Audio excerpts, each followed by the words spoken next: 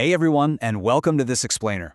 Today, we're tackling a really crucial topic for SME founders, business owners, and finance leads right here in Singapore, and that is the annual compliance cycle.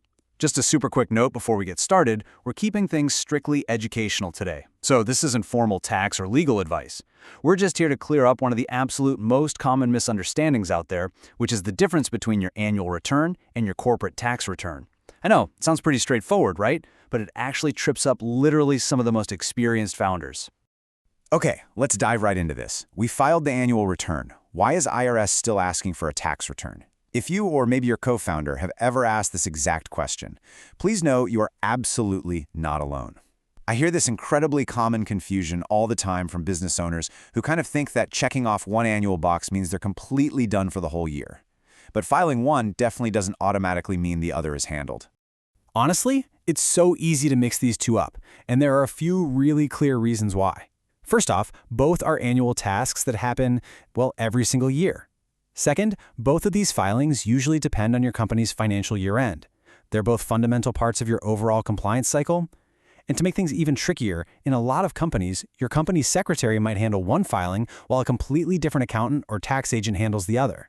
So you might just naturally assume everything is covered, when in reality, your providers are working on entirely different pieces of the puzzle. They share similar timing, for sure, but they are absolutely not the same thing. Right, let's pull these apart. First up is the annual return. This is a statutory filing made to ACRA, that's the Accounting and Corporate Regulatory Authority. Its primary purpose is basically to update or confirm your company's key information and structure. It essentially tells the regulator, hey, we are still active, and it ensures your statutory records are totally up to date. But here's the absolutely crucial point. It is not your corporate tax return. So what's actually inside this annual return? Well, when your company's secretary is putting this together, they're generally looking at updates to key company and shareholder information. Now, depending on the company, its size, its status, whether it's exempt or not, you may also need to file your financial statements. And, where applicable, you might even need to file those financials in a very specific format called XBRL. But notice what isn't here? We aren't calculating your tax bill at all. We're simply updating your corporate status. Okay, let's flip over to the other side of the equation. Your corporate income tax return is an entirely separate annual filing, and this one goes to IASS, the Inland Revenue Authority of Singapore. This filing has a completely different purpose. It's specifically designed to report your company's actual income, calculate any tax adjustments, and finally, declare your tax position to the authorities. When you're dealing with IRSs, your company will usually report its income using one of a few specific forms. Depending on your revenue, your eligibility, and your specific tax profile, you might file Form CS Lite, Form CS, or the full Form C. There's also the Estimated Chargeable Income, or ECI. Now, unless your company specifically qualifies for a waiver, that ECI usually must be filed within 3 months of your financial year end. It's a very structured reporting system, and it definitely requires a dedicated tax computation. Now, before we go any further, we absolutely have to bust a pretty dangerous myth. A lot of founders believe that if their company is dormant, or if they just didn't make any money this year, they simply don't have to file anything at all. But no income does not automatically mean no filing. Even if you're making losses or you had barely any business activity, you may still have filing obligations with both ACRA and IRAS. Always check which specific filings apply to your exact situation rather than just assuming you're off the hook. And this brilliantly illustrates the core difference here. Let's just look at these two regulators side by side based on their totally distinct purposes. ACRA is handling your corporate and statutory filings just to understand your company's structure and status.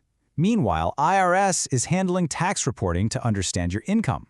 Two different regulators, two completely different purposes. So, what does this all mean?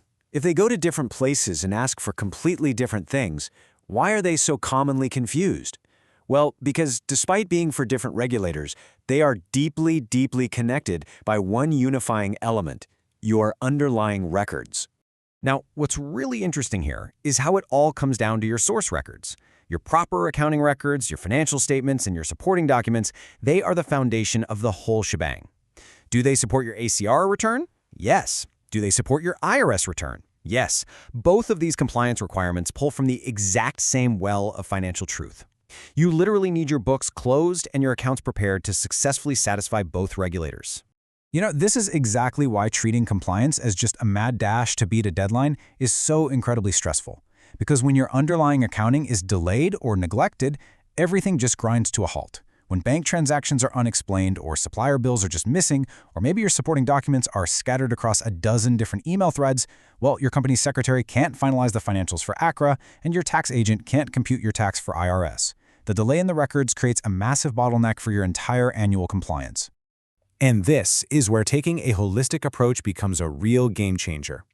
Bluebox helps growing SMEs manage all of this, the accounting, the tax, and the corporate secretarial compliance, as one seamless, connected cycle. Rather than treating ACRA and IRS as this giant pile of separate, stressful forms coordinated by different people who aren't even talking to each other, Bluebox ensures that the underlying records are ready. That allows the entire compliance cycle to just flow smoothly, straight from bookkeeping right through to the final statutory and tax filings. Which brings us to our final parting thought. Annual return and corporate tax return are connected, but they are absolutely not the same. Shifting your mindset from simply asking, hey, did we file the annual thing, to truly understanding the difference, that is the key to a stress-free compliance year. So the next time compliance season rolls around, ask yourself, are you just rushing to tick an annual box, or are your financial records truly ready to tell the whole story? Thanks so much for joining me on this explainer, and we'll catch you next time.